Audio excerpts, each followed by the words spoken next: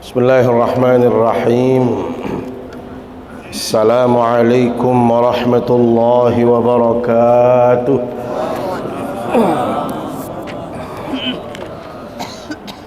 Innal hamdalillah nahmaduhu wa nasta'inuhu wa nastaghfiruh wa na'udzu billahi min shururi anfusina wa min sayyiati a'malina.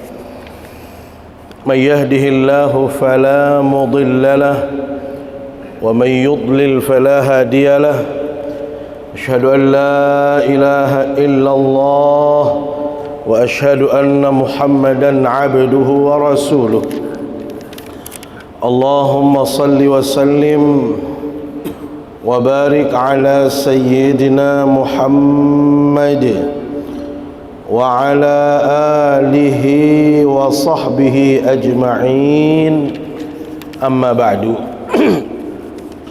Yang kami hormati dan muliakan para alim ulama, para tokoh agama, tokoh masyarakat, para pendengar Pro 1 Radio Republik Indonesia dimanapun berada yang menangkap siaran kita di pagi hari ini, kaum muslimin, jamaah yang dimuliakan Allah Subhanahu wa taala, mengawali kajian kita pada pagi hari yang penuh dengan kemuliaan ini, izinkan saya mengajak kita semua untuk selalu bersyukur kehadirat Allah Subhanahu wa taala. Karena sampai detik ini kita merasakan begitu banyak kenikmatan dari Allah Subhanahu wa taala. Yang paling terasa saat ini adalah nikmatnya kita melakukan kebaikan, melakukan amal saleh, melakukan ketaatan di sisi Allah Subhanahu wa taala. Inilah nikmat yang dinantikan oleh setiap hamba Allah. Setelah mereka beriman, berikrar di hadapan Allah sebagai hamba Allah yang beriman, maka seseorang itu diberikan taufik, diberikan petunjuk, diberikan kesempatan, diberikan waktu untuk melakukan amal saleh. Maka kita termasuk orang-orang yang sangat beruntung sekali bahwasanya di pagi hari ini kita masih bisa menghadirkan diri kita di majelis yang mulia ini. Mudah-mudahan dengan kajian yang kita lakukan, dengan kehadiran kita di sini akan menambah ilmu pengetahuan kita. Dengan ilmu kita yang bertambah, maka kita semakin mendekat kepada Allah Subhanahu wa taala. Dengan demikian kita akan memperoleh ridhanya Allah Subhanahu wa taala. Amin ya rabbal alamin. Salawat serta salam selalu kita sampaikan ke hadapan baginda Rasulullah sallallahu alaihi wasallam, kepada segenap keluarga, para sahabat, para tabi'in, para tabi'it tabi'in, dan semua pengikut baginda Rasul sallallahu alaihi wasallam, termasuk kita yang hadir di majlis yang mulia ini. Mudah-mudahan kita semua mendapatkan syafaatnya di hari kiamat kala. Amin ya rabbal alamin. Kaum muslimin jamaah yang dimuliakan Allah Subhanahu wa taala, kajian kita pada pagi hari ini melanjutkan kajian surat Asy-Syu'ara, tepatnya di ayat yang ke-15 sampai dengan ayat yang ke-17. Sebagaimana biasa, hamba Allah, sebelum kita memulai kajian ini, terlebih dahulu saya akan membacakan ayat-ayat yang akan menjadi kajian kita di pagi hari ini. A'udzu billahi minasy syaithanir rajim. Bismillahirrahmanirrahim. Qala kalla fadhhaba biayatina inna ma'akum mustami'un. Fa'tiya fir'auna faqula inna rasul rabbil alamin an arsil ma'ana bani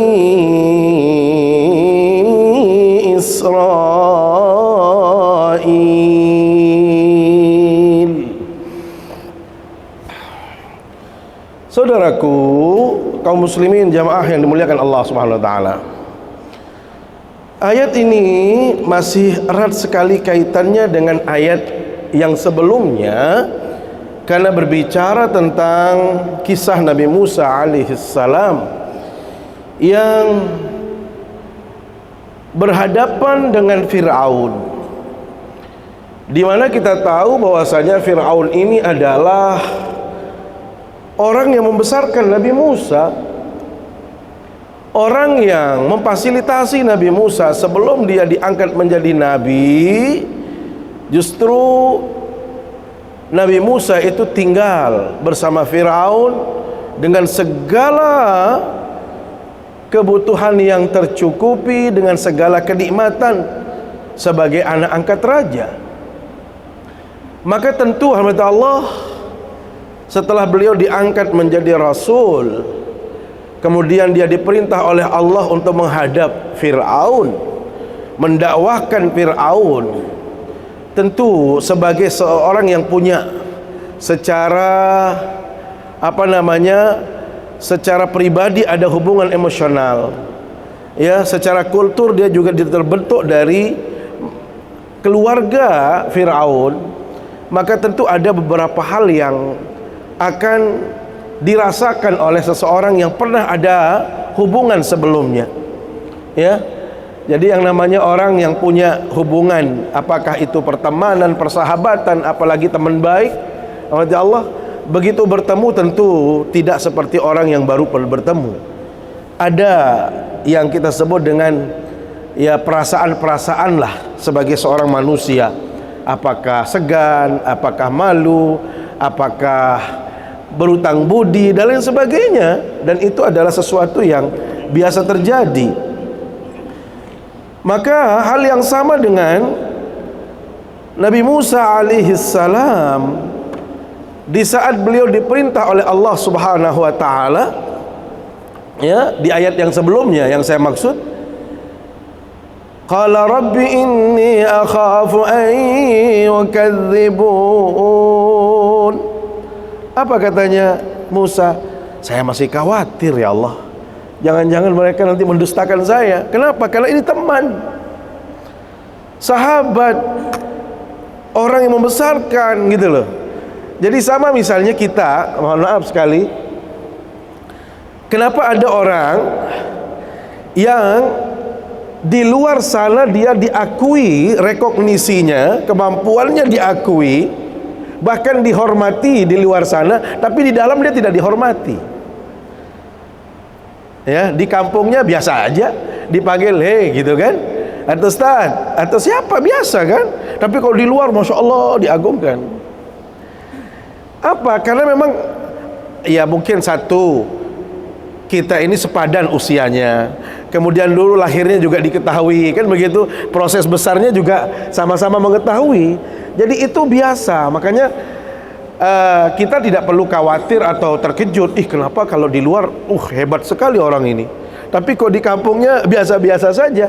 Karena memang itulah psikologi orang yang bersama dengan kita.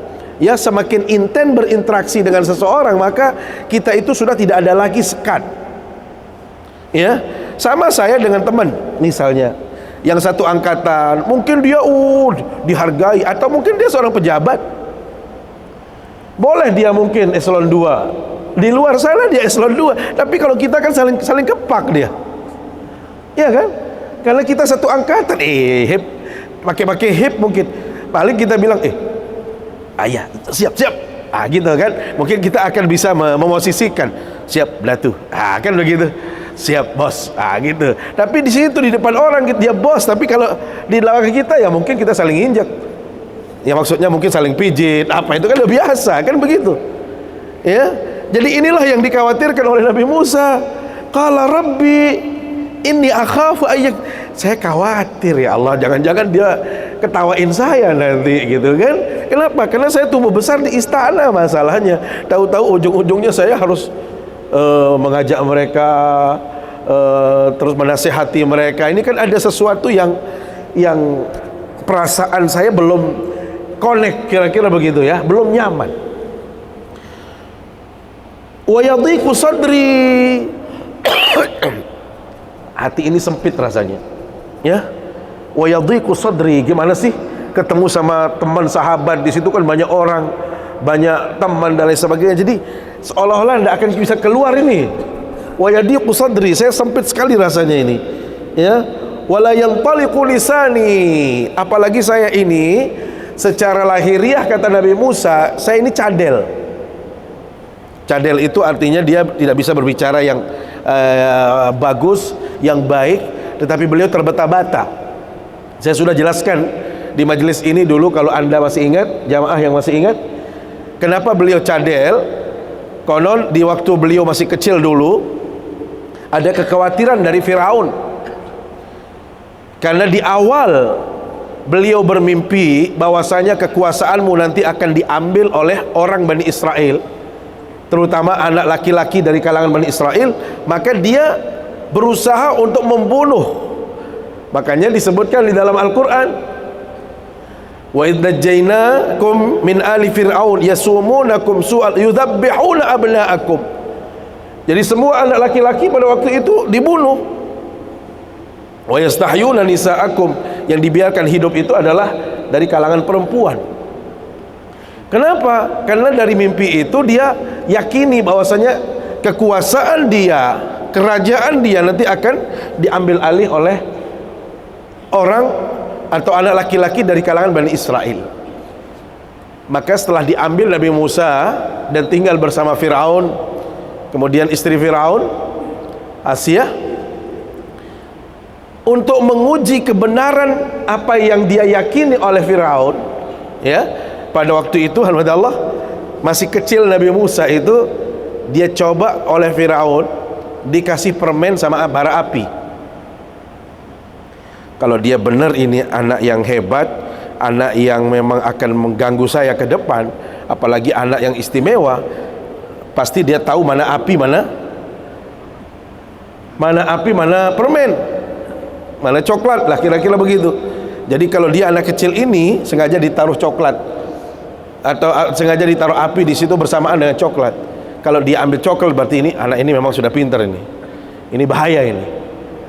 Maka sang anak, karena dia naluri seorang anak, ya, fitrahnya seorang anak, tentu dia tidak berpikir panjang, dia ambillah itu bara api, dia makanlah itu bara api, kepanasan, maka dia menjadi cadel. Ya, dia termasuk yang tidak mampu berbicara baik. Maka nanti di situ disebutkan fa arsil ila Harun, maka dia ditemani oleh Harun. Harun ini adalah masih keluarga daripada Nabi Musa yang mendampingi beliau dalam berdakwah.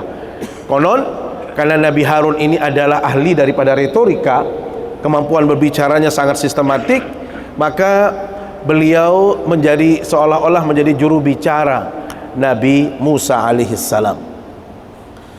Maka ayat ini Allah yang akan menjadi kajian kita ini mengatakan apa? Qala kalla fadhhaba biayatina inna ma'akum mustami'un.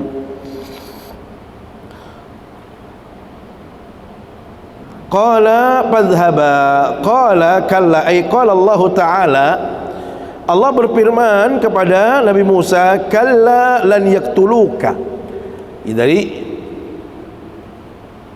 mereka tidak mungkin bisa membunuhmu, karena yang dikhawatirkan oleh Nabi Musa adalah begitu saya datang lagi ke kerajaannya atau ke hadapan Firaun, dia akan membunuh saya. Karena dulu dia sudah diusir setelah merasa tidak nyaman, tidak cocok, karena dia sudah mendapatkan risalah, dia keluar. Kemudian sekarang diminta oleh Allah untuk pergi lagi mendakwahkan Firaun. Maka yang dikhawatirkan oleh Nabi Musa adalah qala kalla, maka Allah SWT katakan kalla, tidak mungkin anda akan dibunuh. Fadhhaba fa'tiya, pergilah kamu berdua dan datangi mereka. Ya, anda berdua datangi mereka, yaitu Firaun. Maka ayat ini Allah sebagai motivasi, ya, motivasi bagi seorang dai. Makanya seringkali kita melihat misalnya di dalam ayat-ayat yang berbicara dalam konteks mengajak orang lain atau berdakwah, itu menggunakan perintah-perintah, atau dalam bahasa Arab itu disebut fi'il amr. Ya, misalnya ya ayyuhal muddatsir qum fa'anzir wa rabbaka fakabbir. Qum itu menunjukkan apa? Semangat yang tinggi, semangat juang yang tinggi. Dakwah itu tidak boleh mengenal ada semacam rasa khawatir, rasa takut dan lain sebagainya. Hal yang sama, fadhhaba, pergi. Perginya bagaimana? Dengan penuh keyakinan. Ya. Jadi Allah Subhanahu wa taala memerintahkan kepada keduanya, ya, ini yang disebut dengan wa amrun bithiqati billah. Anda harus yakin kepada Allah. Pergi dan Anda yakin kepada Allah. Ini penting kepada Allah. Dalam segala perjuangan, semua usaha kita, apapun yang kita lakukan dalam hidup ini, jangan pernah melupakan Allah. Jadi kalau kita mau melakukan sesuatu, mau bisnis atau mau transaksi atau apa saja, kita harus lakukan itu dengan motivasi tinggi dan keyakinan yang luar biasa kepada Allah Subhanahu wa taala. Itulah makna daripada ungkapan apa? Fadhhaba. Ya, pergilah Anda berdua. Bukan hanya pergi biasa, tapi Anda yakin kepada Allah Subhanahu wa taala. Lihat, jadi as-thiqatu billah, keyakinan tinggi kepada Allah itu adalah menjadi apa namanya? Modal yang sangat besar. Jadi wa amrun bis-thiqati billahi taala ay thiq billahi wazajru an khaufika minhum. Jadi kalau sudah ada semacam komitmen yang tinggi, keyakinan yang tinggi kepada Allah, maka hilangkan segala bentuk ketakutanmu, kekhawatiranmu. Itu tidak perlu terjadi. Tidak perlu Anda khawatir. Kenapa? Ada Allah. Ini kadang-kadang kita selalu ketakutan yang berlebihan menjadikan tiang pelungkum sami kita semua itu lupa kepada Allah. Ya, di saat kita berusaha misalnya berikhtiar melakukan sesuatu, yang ada itu hanya kekhawatiran, ketakutan semata, tetapi kita tidak sertakan Allah. Inilah yang menjadikan orang itu tidak merasa pede, percaya diri dalam melakukan apapun. Maka Bapak Ibu yang dimuliakan Allah SWT, di saat kita melakukan apapun juga, jangan jauh-jauh.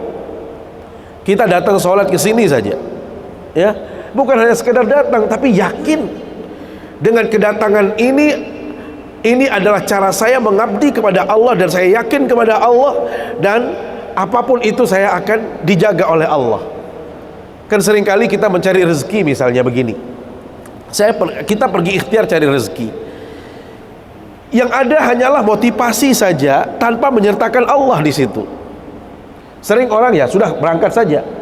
Tapi kalau saya berangkat, kemudian saya menyertakan Allah di situ, maka seseorang yang berangkat merasakan kehadiran Allah, dia tidak akan mungkin melakukan hal-hal yang menyimpang dalam kehidupannya.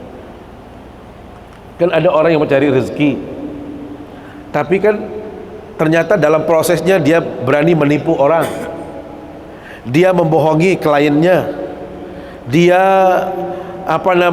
mungkin dia curang dan lain sebagainya. Kenapa terjadi seperti itu? Karena dia yakin seolah-olah Allah tidak bersama dia. Ini yang paling bahaya.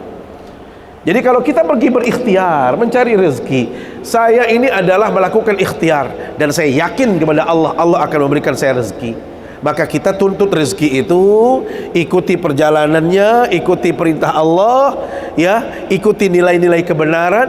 Bahkan mohon maaf, bila mana waktu sholat tiba sudah kita siapkan waktu kita. Itu maksudnya, itu namanya athiqah billah, yakin kepada Allah. Tapi kalau kita mohon maaf mencari rezeki, orientasinya adalah bagaimana cara kita mendapatkan materi sebanyak-banyaknya, sehingga kadang-kadang waktu sholat pun kita negosiasi, waktu sholat pun kita tinggalkan. Nah inilah yang tidak menyertakan Allah dalam kehidupannya. Maka Nabi Musa alaihissalam di saat diperintah oleh Allah Subhanahu wa taala, coba kamu pergi Nabi Musa, tapi ingat ada saya di situ. Ya, ada saya bersamamu. Seperti perintah Allah Subhanahu wa taala kepada kepada baginda Nabi SAW di saat beliau hijrah yang bersama dengan Abu Bakar As-Siddiq, ya, la takhaf wa la tahzan innallaha ma'ana. Bapak Ibu, siapa yang tidak takut dalam kondisi seperti itu? Konon di saat beliau di Gua Thur, itu kan beliau lari dari kejaran pasukan Quraisy, beliau masuk ke situ. Itu kalau saja tentara kafir Quraisy atau tentara Quraisy itu menggeserkan kakinya, bayangkan, menggeser kakinya, itu sudah kelihatan posisi beliau. Siapa yang gak takut? Secara manusiawi kita takut. Tetapi karena dia mendasarkan ada Allah di situ, melibatkan Allah di situ, sehingga Allah mengatakan innallaha ma'ana, Allah bersamamu. Jadi ya sudah, ikhtiar itu jalan, Bapak Ibu. Apa ikhtiarnya? Persembunyian. Beliau bersembunyi. Ikhtiar itu jalan, tawakalnya itu juga jalan. Tawakal itu artinya dia menyertakan Allah di situ. Nah, kita dalam kehidupan ini, mohon maaf, bisa saja ikhtiar itu jalan, tetapi kita tidak menghadirkan Allah dalam ikhtiar itu. Paham ya? Jadi inilah yang membedakan as-siqah billah. Komitmen kita untuk benar-benar menghadirkan Allah itu yang masih kurang. Ya, contoh saja, mohon maaf, sering saya sampaikan, terutama bagi kontestan pilkada. Apakah mau jadi gubernur, wali kota maupun bupati, kan seringkali orang hanya berpikir saya sudah ikhtiar, saya sudah melakukan standar-standar yang harus dilakukan, saya kampanye, saya sosialisasi, dan dia lupa menghadirkan Allah di situ. Makanya kalau Al-Quran mengatakan apa? Setiap usaha, innamal mu'minuna alladzina idza dzukirallahu wajilat qulubuhum wa idza tuliyat alaihim ayatuhu zadatuhum imana. Nih yang paling tinggi apa? Wa ala rabbihim yatawakkalun. Jadi yang paling puncak dari semua ikhtiar itu, di saat kita misalnya, taruhlah saya ya ikut dalam kontestasi ini, saya ikut, saya jalan, tapi ikhtiar saya optimal, dengan segala cara saya datangi masyarakat, tetapi ingat ada Allah di situ. Artinya apa? Jangan lupa kepada Allah, jangan sampai kita tidak pernah berdoa kepada Allah, jangan sampai kita tidak melibatkan Allah. Dan yang terakhir, ingat, kita ini orang beriman. Saya selalu katakan seperti itu, seperti kepada kontestan, kita ini orang beriman. Maksudnya bagaimana? Ikhtiar itu bisa sukses, bisa gagal. Mau sukses maupun gagal, wa ala rabbihim yatawakkalun. Tawakal kepada Allah itulah kata kunci dari semua ikhtiar itu. Jadi jangan sampai begitu kita menang, kita lupa Allah, kita kalah pun kita lupa Allah. Nah, itu yang tidak boleh. Maka semua itu adalah ada ketentuan dari Allah SWT yang wajib hukumnya kita terima, apapun konsekuensi daripada perjuangan tadi. Inilah maksud dari ungkapan Allah Subhanahu wa taala yang memerintahkan Nabi Musa, fadhhaba fa'tiya. Nabi Musa pergi. Dengan siapa? Anda berdua dengan Harun. Bapak Ibu, saya masih teringat dalam ayat yang lain, dalam konteks dakwahnya Nabi Musa dan Harun. Apa pesan Allah Subhanahu wa taala yang harus menjadi pelajaran bagi kita semua? Idhaba ila fir'auna innahu tagha. Musa dan Harun, pergi kamu berdua kepada Fir'aun. Fir'aun itu orangnya melampaui batas, orangnya keterlaluan, kata Allah. Ingat, orangnya keterlaluan, orangnya melampaui batas. Bagaimana tidak keterlaluan? Satu-satunya makhluk Allah yang menyatakan dirinya sebagai Tuhan itu hanya Fir'aun. Qala ana rabbukumul a'la, saya ini adalah Tuhanmu. Jadi dia sudah mengaku mendakwa dirinya sebagai Tuhan. Bayangkan, ada di antara orang yang paling sombong di dunia ini sampai berani mengaku diri sebagai Tuhan. Ya, kesombongannya mungkin ya dia merasa oke, punya kekuasaan, tidak mau negur sapa, tidak mau bersahabat, sampai di situ saja. Tapi kalau ada orang yang saking sombongnya mengatakan, saya Tuhan dari semua yang ada di sini, saya penguasa dan Tuhan, nah itu sudah keterlaluan. Dan yang berani mengatakan itu, Bapak Ibu, siapa? Hanya Fir'aun. Itulah makanya Allah mengatakan apa? Idhab fa innahu tagha. Orang ini keterlaluan. Bapak Ibu, yang menjadi catatan kita semua, Fir'aun ini begitu melampaui batas sampai mengakui dirinya sebagai Tuhan. Tetapi apa pesan Allah kepada Subhanahu wa taala kepada dua rasul ini? Inilah yang harus menjadi catatan terutama kita semua. Apakah para guru, para dai, orang-orang yang bergerak di bidang dakwah, pesan Allah kepada kedua nabi yang mulia ini apa? Faqula lahu qawlan layyina. Tolong Anda berdua ini kalau sudah menghadap Fir'aun nanti, saya peringatkan kepada Allah, dia itu orangnya melampaui batas keterlaluan. Tetapi kalau Anda berjumpa dengan dia, tolong jaga tutur katamu. Jaga tutur katamu, ucapanmu. Bagaimana? Katakan di hadapannya kata-kata yang lembut. Jangan sekali-sekali Anda mengeluarkan kata-kata kasar, apalagi sampai dia tersinggung. Bayangkan, ada bayangan nggak Bapak Ibu? Orang diperintah ke istana berhadapan dengan orang yang sombong sekali mengaku Tuhan, tapi pesan utamanya adalah tolong jangan sampai menyakiti, katakan dia yang lembut. Maka prinsip inilah yang harus kita hadirkan dalam dakwah, dalam menasehati orang lain. Siapapun yang kita anggap, ya, di Indonesia Allah tidak ada orang yang berani seperti Fir'aun. Nggak ada orang yang berani. Siapa? Nggak ada orang, ya. Maka mohon maaf, selevel Fir'aun saja yang sombongnya keterlaluan itu harus didakwah dengan cara yang lembut. Apalagi dengan orang-orang yang mohon maaf di Indonesia ini tidak ada yang kasar-kasar, tidak ada yang sampai sombong. Maka salah keliru seseorang kalau dia mencaci maki. Maka saya termasuk mohon maaf Allah menganut paham tidak boleh mencaci maki pemimpin. Mohon maaf, siapapun dia, mau saya pilih dia atau tidak saya pilih, tugas saya sebagai rakyat tidak boleh mencaci maki pemimpin. Yang kedua, saya harus mendoakan pemimpin, dan itu wajib hukumnya bagi saya. Paling tidak saya setiap minggu saya doakan mereka, ya, setiap hari Jumat. Ya Allah, tunjukkan hidayahmu kepada para pemimpin kami, tunjukkan kebenaran kepada mereka. Itu selalu. Makanya pernah saya sampaikan kalau nggak salah di majelis ini, untung kita ini tidak seperti negara-negara yang menganut sistem monarki di dalam kepemerintahannya.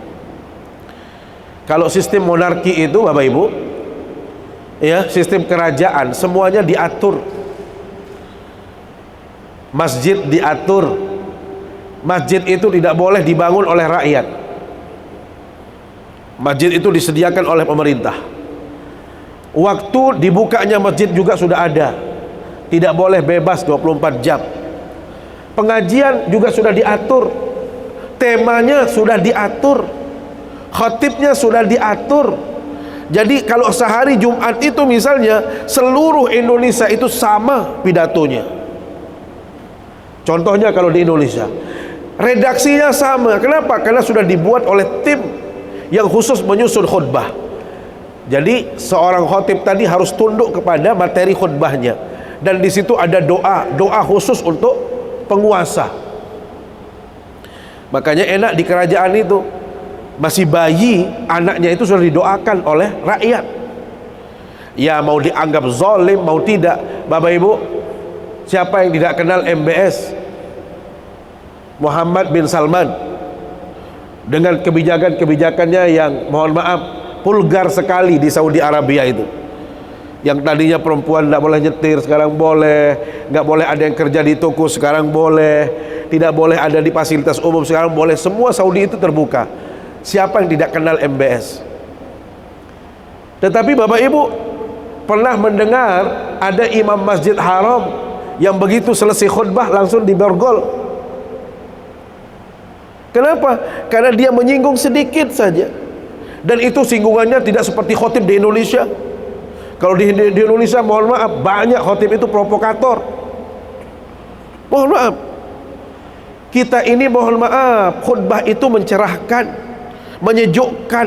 Orang ingin mohon maaf setelah mendengar khutbah semakin dekat kepada Allah, semakin baik kepada pemimpinnya. Ada orang yang khatib mohon maaf habis itu kita mau demo rasanya. Kan ini tidak boleh. Tidak boleh seorang khatib memprovokasi. Makanya Al-Quran mengatakan apa? Lasta alaihim bimusaytir. Setiap hari Jumat kita baca ayat itu. Siapa engkau wahai para da'i yang seolah-olah anda mau berkuasa atas mereka? Nggak ada. Kita ini hanya menyampaikan kebenaran, sudah. Mau ikut silakan, mau tidak juga silakan. Allah saja tidak mau jauh lebih jauh lagi, mau tahu begitu. Nah kita ini sebagai dai sudah seolah-olah mau jadi kerajaan, mau jadi penguasa. Dai seolah-olah punya otoritas, tidak boleh. Ya, ini yang mohon maaf seringkali tidak dipahami oleh para dai kita, sehingga mimbar-mimbar Jumat itu diolah seolah-olah itu mimbar untuk mencaci maki, memprovokasi. Kan tidak boleh itu. Jadi kita ingin selesai Jumat orang itu semakin teduh, semakin nikmat, semakin dekat kepada Allah. Sudah. Mau urusan politik ada urusannya. Kira-kira begitu. Bapak Ibu yang dimuliakan Allah Subhanahu wa taala, maka pesan utama Allah Subhanahu wa taala kepada Musa dan Harun, tolong Musa kalau ketemu dengan Firaun jaga tutur katamu. Bagaimana caranya? Katakan kepadanya ungkapan-ungkapan yang lembut. Makanya dulu dalam satu kitab, dan itu ditulis oleh Syekh Al-Azhar, namanya Ali Mahfuz, dalam kitab beliau Hidayatul Mursyidin. Di antara ungkapan-ungkapan yang beliau tulis di dalam bukunya itu adalah kekesalan seorang khalifah Abbasiyah. Jadi seorang khalifah Abbasiyah itu beliau khalifah ini mungkin pernah salah. Namanya manusia pasti ada kekeliruan, ada salah. Salahnya beliau itu sebagai seorang manusia diceramahin oleh kiai di situ, oleh ustadz, dan ceramahnya itu mohon maaf sangat mengganggu sekali. Tersinggunglah khalifah, tersinggung luar biasa, sampai-sampai khalifah ini mengatakan apa? Khalifah Ma'mun, apa kata Ma'mun kepada dai tadi? Kamu ini baru jadi ustadz ya, sampai begitu. Kamu ini baru menjadi ustadz sudah sok luar biasa, belum jadi nabi lagi. Ini baru ustadz levelmu, dan saya ini manusia yang mohon maaf kesalahan saya belum seperti Fir'aun, sampai seperti itu. Tapi kenapa kamu menyinggung saya? Anda ini baru ustadz, yang Anda dakwahin itu saya sebagai orang biasa, yang kesalahan saya sendiri tidak seperti Fir'aun, tetapi sangat menyinggung sekali. Nah, jadi jangan sampai ada terlontar kata-kata seperti itu. Saya ini belum seperti Fir'aun, tapi kenapa Anda menyakiti saya? Anda belum jadi nabi lagi, Anda baru ustadz biasa, apalagi seorang nabi. Nabi saja diperintah kepada orang yang lebih daripada saya kesalahannya. Itu justru kata kuncinya adalah apa? Faqula lahu qawlan layyina. Tolong sampaikan di hadapannya kata-kata yang lembut. Fadhhaba bi ayatina. Coba kamu datang di hadapan Fir'aun dan tunjukkan di hadapannya tentang tanda-tanda kebesaranmu, tanda-tanda kenabianmu. Apa itu? Semua mukjizat-mukjizatmu tunjukkan. Mungkin nanti dengan melihat mukjizatmu dia akan yakin, dia akan percaya. Silakan. Makanya kita tahu banyak sekali mukjizatnya Nabi Musa alaihissalam. Dengan tongkatnya oleh Allah dia mampu membelah Laut Merah. Kita tahu bagaimana dari tongkatnya bisa menjadi ular yang bisa memakan semua ular-ular dari tukang sihir yang ada, sehingga tukang sihir itu beriman kepada Allah Subhanahu wa taala. Bagaimana dengan beliau membelah batu yang di situ terpancar air, 12 mata air yang luar biasa. Belum lagi kemampuan beliau mengeluarkan cahaya dari tangannya. Banyak sekali, dan itu tunjukkan di hadapan Fir'aun. Fa'tiya fadhhaba bi ayatina inna ma'akum mustami'un. Kalau ada di antara kita yang bertanya, kenapa disebutkan di ayat yang sebelumnya justru berdua fa'tiya, tapi di sini ma'akum, tidak menggunakan ma'akuma, seharusnya ma'akuma. Di dalam tafsirannya disebutkan ini tasyrifan lahum, ini adalah bentuk pemuliaan, ya. Jadi tidak lagi menyebut berdua, tetapi kalian, tidak menyebut dua orang. Sama dengan kita kalau berbicara sama orang yang lebih tua, ya, seharusnya kita bilang anta, tapi kan tidak enak kita antum Ustaz, padahal antum itu satu orang maksudnya. Tapi kenapa bilang antum? Itu adalah untuk menjaga kepribadiannya, memuliakan dia, ya, supaya kalau anta itu kesannya antara seseorang yang biasa-biasa, tapi kalau antum, silakan antum, nah, itu adalah bentuk pemuliaan. Jadi tasyrifan limakanatihi, ya, ma'akum ay fa ana ma'akum bil uyun wal nusrah asma ma taqulani wa ma, ya, wa ma hakaitu yuhyikuma bihi. Baik. Wasighatul jam'i. Nah, kenapa menggunakan bentuk jamak ma'akum? Urida bihi at-tasniyah. Padahal yang dimaksud di sini adalah dua orang. Faka'annahuma li syarafihima indallah. Jadi ini menunjukkan kemuliaan seseorang di hadapan Allah. Jadi penggunaan kata-kata yang menunjukkan banyak itu adalah sebagai bentuk pemuliaan. Maka Allah berkata kepada keduanya, saya akan mendampingimu, saya akan bersamamu, apa yang anda sampaikan, apa yang anda jelaskan itu akan saya ikuti. Fa'tiya Fir'aun faqula inna rasulu rabbil alamin. Datangi, anda berdua datangi Fir'aun, katakan kalau saya ini atau kami berdua ini adalah utusan Allah Subhanahu wa ta'ala. Apa yang menjadi pesan yang dibawa oleh Nabi Musa dan Harun kepada Fir'aun? An arsil ma'ana Bani Israel. Bapak Ibu, besok akan dijelaskan berikutnya. Permintaan Nabi Musa dan Harun di hadapan Fir'aun adalah bebaskan Bani Israel, lepaskan mereka biar dia bersama kami. Karena selama ini kan mereka sebagian itu ditahan, bahkan mereka itu di bawah penguasaan Fir'aun. Maka kedatangan daripada Musa dan Harun itu adalah untuk meminta kepada Fir'aun agar orang-orang Bani Israel itu diberikan kebebasan. Nanti akan dijelaskan juga hubungannya dengan Israel yang saat ini, ya, bagaimana proses awalnya, bagaimana berkembangnya, dan bagaimana eksistensi dia sampai detik ini. Itu pasti akan ada hubungannya nanti bila mana dijelaskan secara utuh dan secara luas.